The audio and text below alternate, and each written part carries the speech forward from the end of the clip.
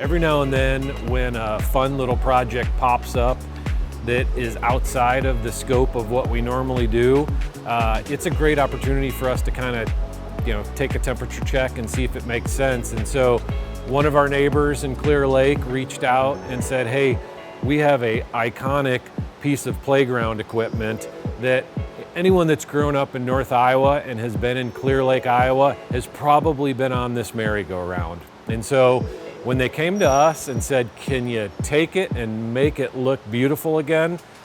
That's just part of what we do here in Iowa, and definitely in North Iowa. We're a collection of small rural communities, and so when we get a chance to help out a neighbor community, it's a really fun opportunity.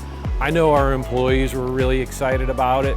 I know that they've either themselves played on it, they've got kids that are playing on it, or frankly, they'll be there for 4th of July this year and they'll be on it again. So, the fact that they even considered reaching out to us was real honor. And I think that when everybody sees the new merry-go-round in Clear Lake Park here on 4th of July, they're going to fall in love with it all over again, just like they did during their childhood.